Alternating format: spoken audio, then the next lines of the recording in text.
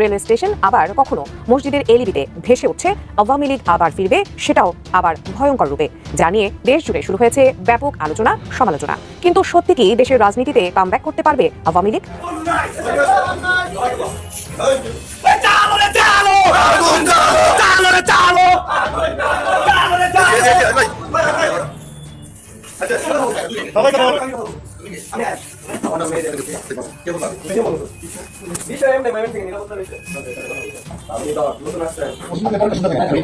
আমাদের কথা হচ্ছে আমাদের শহীদ ভাইদের রক্তের উপরে আপনি বঞ্চিত ছিলেন, আমরাও বঞ্চিত ছিলাম, এখানে আপনি দাঁড়ায় আছেন।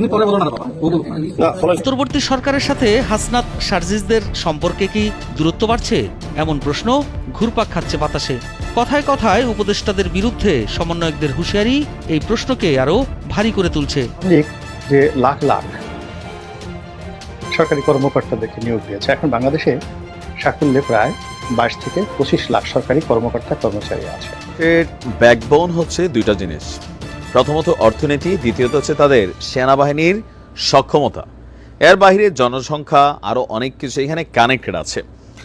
তো আমাদের বাংলাদেশের সেনাবাহিনী দীর্ঘদিন যাবৎ তারা দেশমাতৃকাকে সার্ভিস দিয়ে আসছে, কিন্তু কোথাও না কোথাও প্রতিবেশী রাষ্ট্রগুলোর সাথে এমন ভাষায় মানে আমি আর কোনো সেনাপ্রধানকে লাস্ট কয়েক টার্মে যারা ছিলেন কথা বলতে দেখিনি। মানে আসসালামু আলাইকুম রহমতুল্লাহ, সবাই কেমন আছেন? আশা করি সবাই অনেক অনেক ভালো এবং সুস্থ আছেন। সবাইকে স্বাগতম জানাচ্ছি আমাদের আরেকটি নতুন ভিডিওতে। প্রতিদিনের মতো আমি আপনাদের সিরিয়াত ফারুকি।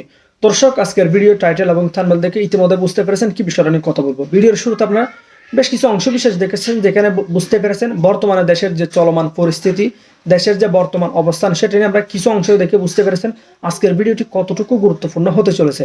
তাই সবাইকে আমি অনুরোধ করব দেশের বর্তমান পরিস্থিতি জানতে বা দেশের বর্তমান অবস্থা কি সেটা সম্পর্কে জানতে অবশ্যই আজকের ভিডিওটি আপনাদের জন্য অনেক অনেক গুরুত্বপূর্ণ।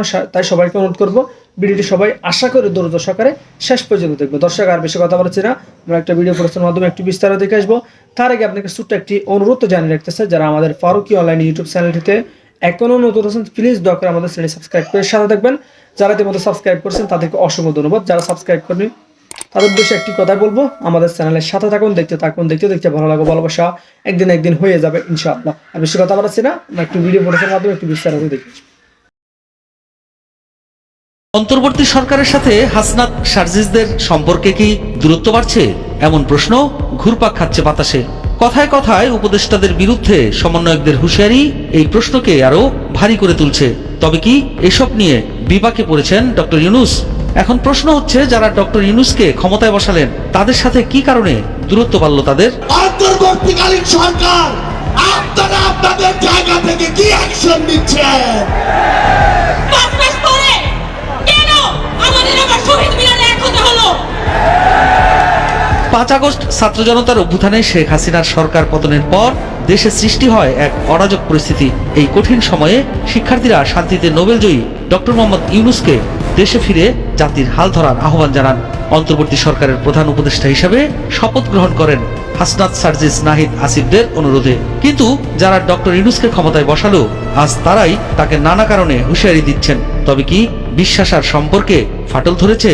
আমরা হুঁশিয়ার করে বলতে চাই, আমরা আবারও রাজপথে নামবো। কথা ছিল বৈষম্য বিরোধী ছাত্র আন্দোলনের নেতৃত্ব 31 ডিসেম্বর কেন্দ্রীয় শহীদ মিনার থেকে জুলাই বিপ্লবের ঘোষণাপত্র প্রকাশ করবেন, কিন্তু তা হলো না। রাতারাতি বদলে গেল কর্মসূচি। একই সমাবেশ স্থল, শুধু কর্মসূচি পরিবর্তন হয়ে গেল মার্চ ফর ইউনিটি বা ঐক্যের যাত্রায়।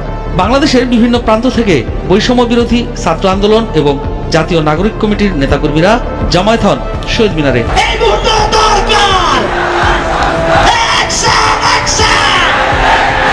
সোমবার রাত 2টার কিছু আগে কর্মসূচি বদলের ঘোষণা করেন বৈষম্য বিরোধী ছাত্র আন্দোলনের নেতৃত্ব।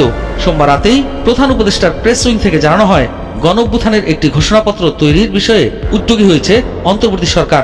ডক্টর মোহাম্মদ ইউনূসের অন্তর্বর্তী সরকারের এই পদক্ষেপের পরেই নিজেদের কর্মসূচি বাতিলের সিদ্ধান্ত নেন বৈষম্য বিরোধী ছাত্র আন্দোলনের নেতৃত্ব। ইউনূসের প্রশাসন ঘোষণাপত্র প্রকাশের বিষয়ে উদ্যোগী হওয়ার কারণে আলাদা করে ঘোষণাপত্র প্রকাশের পথ থেকে পিছিয়ে আসেন তারা।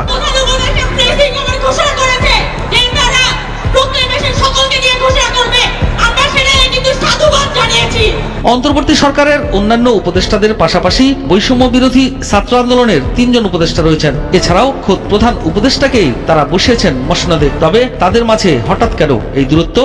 গুরুত্বপূর্ণ নানা ইস্যুতে কেন তারা নিজেরা বসে পরিকল্পনা করতে পারছেন না? যেসব বিষয়ে সরাসরি প্রধান উপদেষ্টার সাথে বসে আলোচনা করে সমাধান করা সম্ভব, সেগুলো কেন ঘটা করে জনসম্মুখে আনছে তারা? জনমনে প্রশ্ন উঠেছে, তাহলে কি সরকারের সাথে দূরত্ব বাড়ছে হাসনাত সার্জিসদের, নাকি সব লোক দেখানো? অনেক রাজনৈতিক দল নির্বাচনের জন্য পাগল হয়ে যাচ্ছে। আমরা তাদের উদ্দেশ্যে বলতে চাই, আমরা নির্বাচনের জন্য রক্ত দেইনি। আগে দেশের সংস্কার হবে, তারপর হবে নির্বাচন। মঙ্গলবার বিকেলে সমাবেশ থেকে বৈষম্য বিরোধী ছাত্র আন্দোলনের তরফে ইউনূসের প্রশাসনকে সময়সীমা বেঁধে দেওয়া হয়েছে। বৈষম্য বিরোধী ছাত্র আন্দোলনের আহ্বায়ক হাসনাত আব্দুল্লাহ জানান, 15 জানুয়ারির মধ্যে জুলাই গণঅভ্যুত্থানের ঘোষণাপত্র জারি করতে হবে। বস্তুত জুলাই বিপ্লবের ঘোষণাপত্র ঘিরে গত কয়েকদিন ধরেই বাংলাদেশের রাজনীতিতে চর্চা শুরু হয়েছে। ইউনূসের অন্তর্বর্তী সরকার প্রথমে বৈষম্য বিরোধী ছাত্র আন্দোলনের এই ঘোষণাপত্র প্রকাশ কর্মসূচি থেকে নিজেদের দূরত্ব তৈরি করেছিল। তাদের বক্তব্য ছিল, এটি পুরোপুরি বেসরকারি একটি কর্মসূচি, অন্তর্বর্তী সরকারের সঙ্গে এর কোনো যোগ নেই।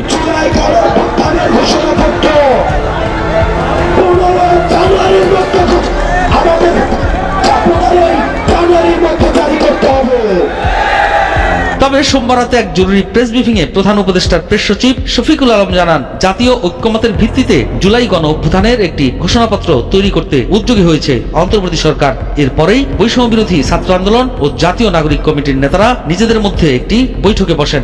ওই বৈঠকের পরে রাত 1:45 নাগাদ বৈষম্য বিরোধী ছাত্র আন্দোলনের তরফে ঘোষণাপত্র প্রকাশের কর্মসূচি বাতিলের সিদ্ধান্ত জানানো হয়। আমাদের এই জুলাই বিপ্লবের সামগ্রিক বিষয়গুলি একটি ঘোষণাপত্রে লিখিতভাবে লিপিবদ্ধ থাকা প্রয়োজন।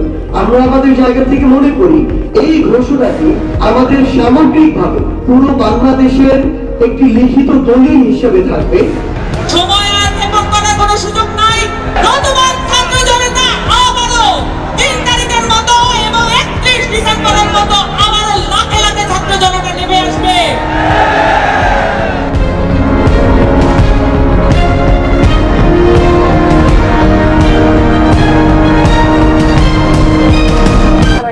রেলওয়ে স্টেশন আবার কখনো মসজিদের এলইডিতে ভেসে উঠছে আওয়ামী লীগ আবার ফিরবে, সেটাও আবার ভয়ঙ্কর রূপে, জানিয়ে দেশ জুড়ে শুরু হয়েছে ব্যাপক আলোচনা সমালোচনা। কিন্তু সত্যি কি দেশের রাজনীতিতে কামব্যাক করতে পারবে আওয়ামী লীগ? পারলেও কিভাবে? বিস্তারিত থাকছে আরিফ হাসানের প্রতিবেদনে।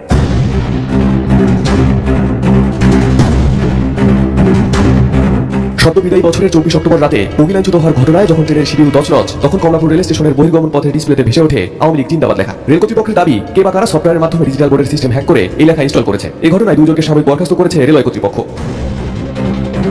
একই ঘটনা খুলনা রেলওয়ে স্টেশনেও। গত 14 ডিসেম্বর খুলনা রেল স্টেশনের মূল ফটকের সামনে ডিজিটাল ব্যানারে ভেসে ওঠে ছাত্রলীগ ভয়ঙ্কর রূপে ফিরবে, জয় বাংলা, জয় বঙ্গবন্ধু, শেখ হাসিনা আবার আসবে। পরে স্থানীয়দের মাধ্যমে খবর পেয়ে বৈষম্য বিরোধী ছাত্র আন্দোলন এবং স্থানীয় বিএনপি নেতাকর্মীরা রেল স্টেশনে বিক্ষোভ করেন। খবর পেয়ে ঘটনাস্থলে এসে পুলিশ জিজ্ঞাসাবাদ করে রেল স্টেশন থেকে একজনকে আটক করে। এমন কর্মকাণ্ডে বাদ যায়নি মসজিদও। গত 30 ডিসেম্বর দুপুরে ফেনী কেন্দ্রীয় বড় মসজিদের নামাজের সময়সূচির ডিজিটাল স্ক্রিনে প্রদর্শিত হয় আওয়ামী লীগ আবার ফিরবে, জয় বাংলা। এ ঘটনায় স্থানীয়রা তাৎক্ষণিকভাবে একজন অপারেটরকে আটক করে পুলিশের হাতে তুলে দেয়। এ ঘটনায় ফেনীর সব মসজিদ, মাদ্রাসা, বিদ্যালয় ও বিপণী বিতানে স্থাপিত ডিজিটাল বিজ্ঞাপনী বিলবোর্ড সাময়িকভাবে বন্ধ রাখার নির্দেশ দেন ফেনীর জেলা প্রশাসক। এবার এমন ঘটনা ঘটল চুয়াডাঙ্গার একটি প্রাথমিক বিদ্যালয়ের ডিজিটাল স্ক্রিনে। নতুন বছরের শুরুর দিনে জীবননগর উপজেলার একটি সরকারি প্রাথমিক বিদ্যালয়ের মূল ফটকের ডিজিটাল সাইনবোর্ডের স্ক্রিনে ভেসে ওঠে আওয়ামী লীগ আবার ভয়ঙ্কর রূপে ফিরবে। এসব ঘটনায় স্থানীয়দের মধ্যে চরম উত্তেজনা বিরাজ করছে। স্থানীয়রা এসব ঘটনাকে হুমকি হিসেবে দেখছেন। কিন্তু ডিজিটাল সাইনবোর্ড কিংবা দেয়ালে আওয়ামী লীগের প্রত্যাবর্তনের কথা লিখলেও আদৌ দেশের রাজনীতিতে দলটির ফেরা এতটা দ্রুত ও সহজ নয় বলে মনে করছেন বিশ্লেষকরা। কারণ জুলাই অভ্যুত্থানে গণহত্যার দায়ে দলটির অধিকাংশ নেতাকর্মীদের বিরুদ্ধে একযোগে হত্যা মামলা হয়েছে। আর এই হত্যা মামলার বিচার না হওয়া পর্যন্ত আওয়ামী লীগের রাজনীতিতে ফেরার কোনো সুযোগ নেই বলে জানিয়েছেন বৈষম্য বিরোধী আন্দোলনের অন্যতম সমন্বয়ক ও তথ্য উপদেষ্টা নাহিদ ইসলাম। এই যে হত্যাযোগ্য হয়েছে এবং গত 15-16 বছরের যে দুর্নীতি, দুঃশাসন, লুটপাট এবং ভোটাধিকার হরণ, এর জন্য অবশ্যই আওয়ামী লীগকে বিচারের কাঠগড়ায় দাঁড় করাতে হবে, যেটা অলরেডি যেটা কার্যক্রম শুরু হয়েছে। কারণ আওয়ামী লীগ দল হিসেবে এবং তাদের নেতাকর্মীরা ব্যক্তিগত জায়গা থেকেও এই সকল অপকর্মের সাথে জড়িত ছিলেন এবং এই গণহত্যার প্রধানতম তারা হচ্ছে নির্দেশদাতা ছিলেন। তো সেই জায়গা থেকে তাদের হত্যার যে হত্যাগুলো তারা করেছেন এবং যে অপকর্মগুলো করেছে তাদের সেটার জন্য তাদেরকে বিচারের মুখোমুখি করা। বিচার প্রক্রিয়ার পরেই আসলে এটা বলা যাবে যে আওয়ামী লীগের রাজনীতি কতটুকু থাকবে বা থাকবে না, এবং জনগণই সেটা সিদ্ধান্ত নেবে। কিন্তু সবার আগে বিচারের আগে তাদের রাজনীতি বা তাদেরকে পুনর্বাসন করার কোনো সুযোগ নেই। জুলাই তীব্র আন্দোলনের মুখে গত 5 আগস্ট দেশ ছেড়ে ভারতে আশ্রয় নিয়েছেন ক্ষমতাচ্যুত শেখ হাসিনা। এরপর একযোগে গাঁঠাগা দিয়েছেন দলটির অধিকাংশ নেতাকর্মীরা। কিছু নেতাকর্মী গ্রেপ্তার হলেও বেশিরভাগই রয়েছেন এখনো আত্মগোপনে। বাংলাদেশের রাজনৈতিক ইতিহাসে কোনো দলের নেতাকর্মীদের একযোগে গাঁঠাগা দেওয়ার ঘটনা এবারই প্রথম। আওয়ামী লীগ যে লাখ লাখ সরকারি কর্মকর্তাদেরকে নিয়োগ দিয়েছে। এখন বাংলাদেশে সাকুল্যে প্রায় 22 থেকে 25 লাখ সরকারি কর্মকর্তা কর্মচারী আছে। গত 15 বছরে যদি এদের মধ্যে অন্ততপক্ষে 10 থেকে 12 লাখ লোক নিয়োগ করা হয়ে থাকে, 10 থেকে 12 লাখ, সেটা পুলিশের কনস্টেবল, ইউনিয়ন পরিষদের সচিব, তারপরে গ্রাম্য ডাক্তার, গ্রামের যে স্বাস্থ্যকর্মী থেকে শুরু করে প্রাইমারি স্কুলের টিচার, এরকম ধরুন 12 থেকে 15 লক্ষ লোক গত 15 বছরে সরকারি কর্মে নিয়োজিত হয়েছে আওয়ামী লীগের দ্বারা। এদের ডিএনএ টেস্ট করে তারপরে চেষ্টা করা হয়েছে এবং নেওয়া হয়েছে সরকারি চাকরি। জয় বাংলা, আওয়ামী লীগ, নৌকা, এই ডিএনএ টেস্টগুলো তারা করে তারপরে তারা চাকরিতে ঢুকিয়েছে। 2 নম্বর হলো যে ঘুষের মাধ্যমে কিছু লোককে ঢুকিয়েছে।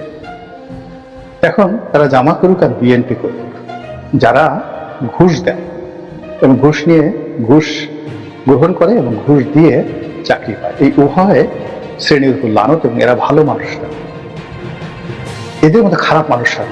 তাহলে আওয়ামী লীগ জমানাতে যারা ঘুষ দিয়ে চাকরিতে ঢুকেছেন, তারা যদি বিএনপি করেন, আওয়ামী লীগ করেন, জামাত করেন, যে দলই করেন না কেন, এক নম্বর কথা হলো এরা খুবই ভালো মানুষ নয়, খুবই খারাপ মানুষ এবং তাদের অনেকের চরিত্র ঠিক মন্দ প্রাণীদের মতো, এই ঘুষখোর। ফলে আপনি তাদের কাছ থেকে কখনো ভালো কোনো কিছু আশা করতে পারবেন না। 3 নম্বর একটা গ্রুপ আছে, যে গ্রুপটা পিতার নাম পরিবর্তন করেছে, অনেক ভুয়া মুক্তিযোদ্ধা হয়েছে, অনেক জামাতের কর্মী নিজেদেরকে আওয়ামী লীগ বানিয়ে ফেলেছে, এছাড়া অনেক বিএনপির পরিবারের সদস্য চাকরি পাওয়ার জন্য জয় বাংলার স্লোগান দিয়েছে। এই লোকগুলো স্বার্থপর, এরা পিতাকে অস্বীকার করে, মাতাকে অস্বীকার করে, নিজের বাবা মা জন্মদাতা পিতা মাতাকে অস্বীকার করে যারা স্বার্থের জন্য অন্য লোককে আব্বা ডাকতে পারে, সেই লোকের কাছ থেকে আপনি কি আশা করতে পারেন? তো এইরকম 3 ক্যাটাগরির লোক, 12 থেকে 15 লক্ষ লোক শুধু সরকারি সেক্টরে নিয়োগ লাভ করেছে। তারা এখন কোথায় আছে? তাদেরকে আপনি বাংলাদেশ জিন্দাবাদ বা নারায়ণ তকবীরের লোক মনে করবেন? আমার তো মনে হয়। এরপরে গত 15 বছরে যারা ব্যবসা প্রতিষ্ঠানের মালিক হয়েছে, মার্কেটের মালিক হয়েছে, মার্কেট কমিটির সভাপতি হয়েছে, চেয়ারম্যান, মেম্বার, এমপি, অর্থাৎ রাজনৈতিকভাবে গত 15 বছরে অ্যাটলিস্ট 1 লাখ লোকের পুনর্বাসন হয়েছে, আরো বেশি যদি মেম্বার ধরে। গ্রামে কিন্তু একটা মেম্বারের অনেক ক্ষমতা এবং গড়ে 3 থেকে 4 হাজার লোক, সেই 4 হাজার লোকের উপর একজন মেম্বারের যে প্রভাব, এটা আপনি ঢাকা শহরে কোনো এসপিকে দিয়েও আপনি সেটা করতে পারবেন, একটা মেম্বার তার এলাকাতে যেটা করতে পারবে। তো গত 15 বছরে যে সকল মেম্বার আছে, তো ধরুন প্রায় 7,000 ইউনিয়ন পরিষদ, একটা ইউনিয়ন পরিষদে যদি 10 জন করে থাকে, মানে অ্যাভারেজে 9 জন, বাট আমি 10 জন ধরে একটা এসে, তো এখানে 70,000 মেম্বার আছে।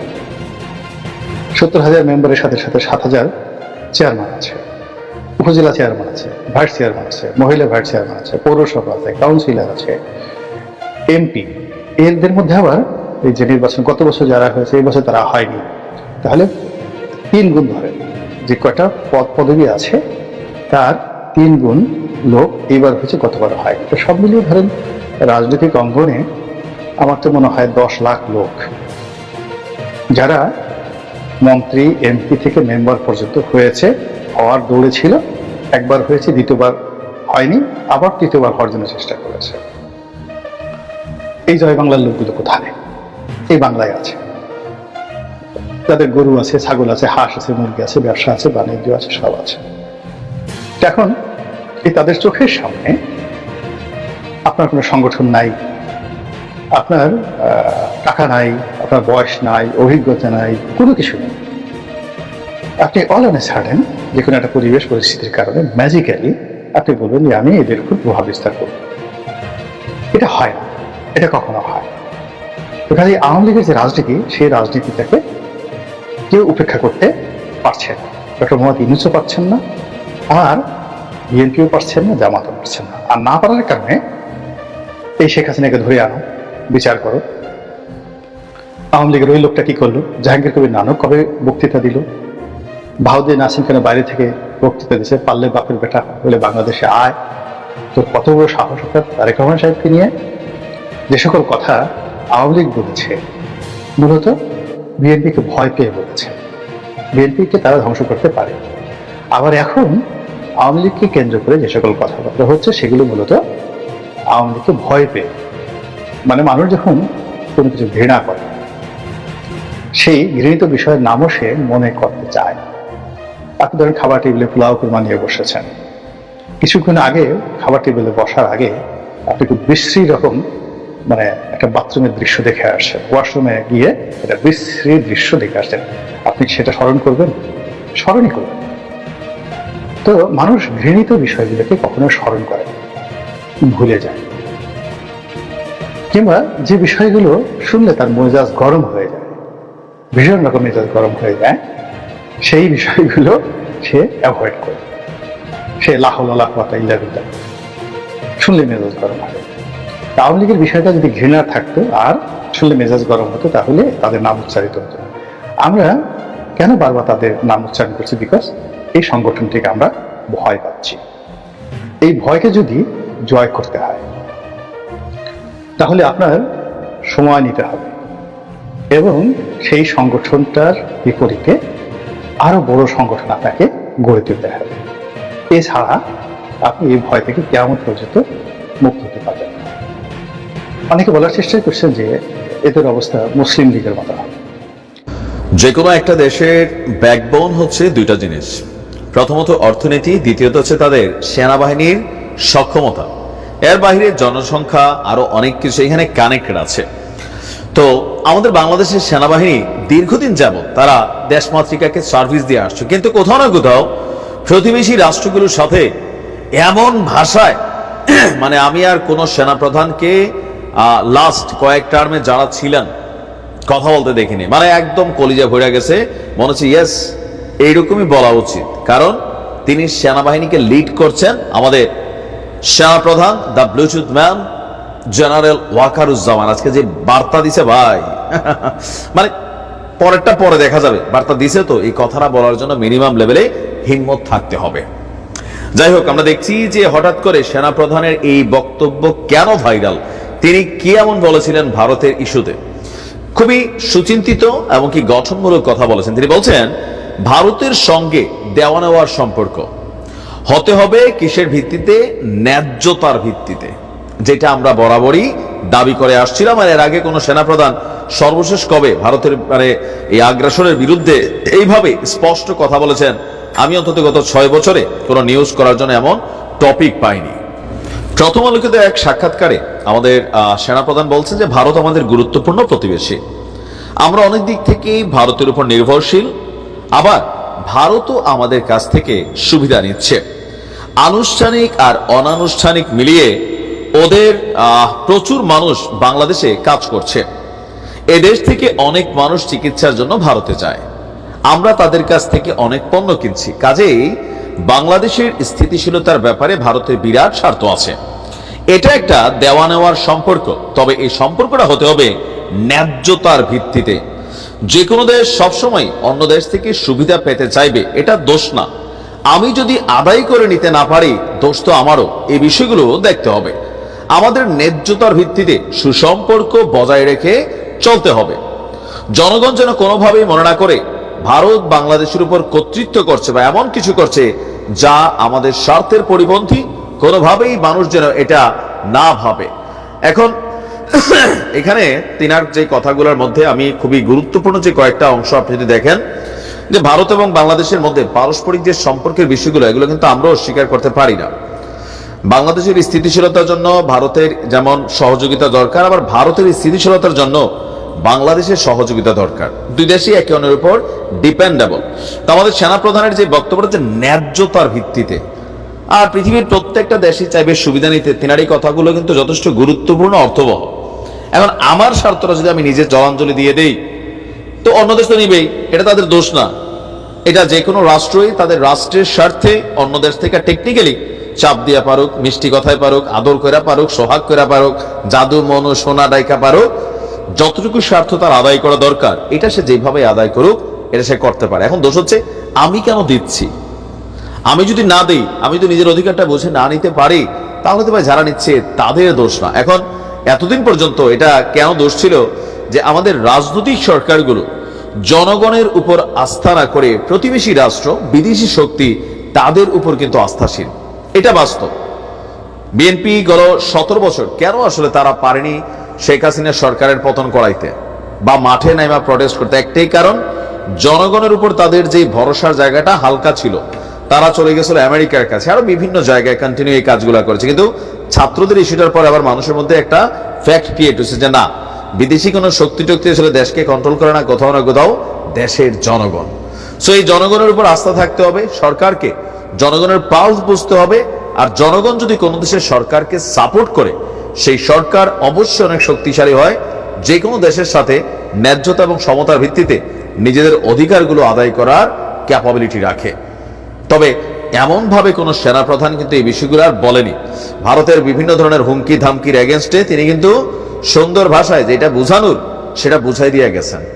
বুঝলে বুঝ, না বুঝলে তরমুজ। ভালো থাকবে।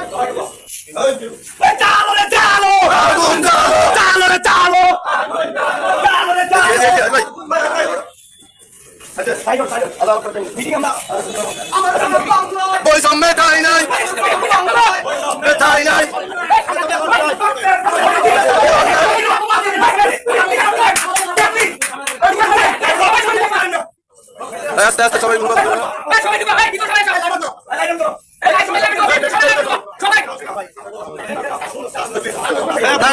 কথা বলতে আমরা কথা বলতে আসছি, কথা বলতে দিবেন, এগুলো বিয়ে বিচার চলবে না।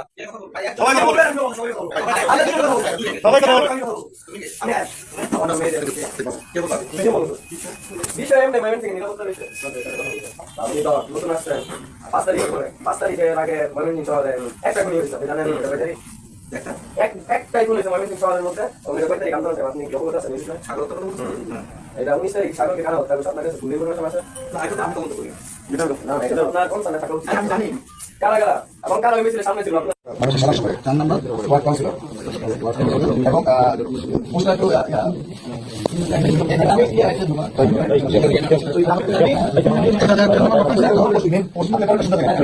আমাদের কথা হচ্ছে আমাদের শহীদ ভাইদের রক্তের উপরে আপনি বঞ্চিত ছিলেন, আমরা বঞ্চিত ছিলাম, এখানে আপনি দাঁড়ায় আছেন। না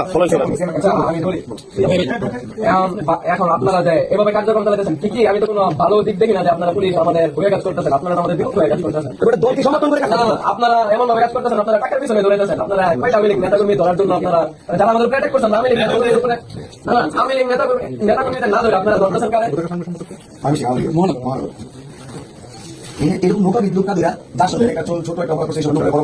আমাদের কথা হচ্ছে আপনি আমি সবাই বঞ্চিত ছিলাম, এখানে বসে আছেন আপনি, আপনার বসার চেয়ারটা হচ্ছে আমার শহীদ ভাইয়ের রক্তের উপর, আহত ভাইয়ের রক্তের উপর। আপনি নিজে প্রতি শুক্রবার শনিবার আপনার উপজেলায় গিয়ে নির্বাচনী কাজকর্ম করার জন্য আপনি ভিডিও করবেন না, একদম ভিডিও করবেন না। তো প্রিয় দর্শক, এই বিষয়টি আপনার মতামত জানাবেন কমেন্ট সেকশনে। আর আমাদের চ্যানেলটিতে এখন নতুন থাকলে অবশ্যই চ্যানেলটি সাবস্ক্রাইব করে সাথে থাকবেন। আর কে কোথা থেকে আজকের ভিডিওটি দেখেছেন অবশ্যই দ্রুত কমেন্টে জানিয়ে ফেলুন। ধন্যবাদ সবাইকে।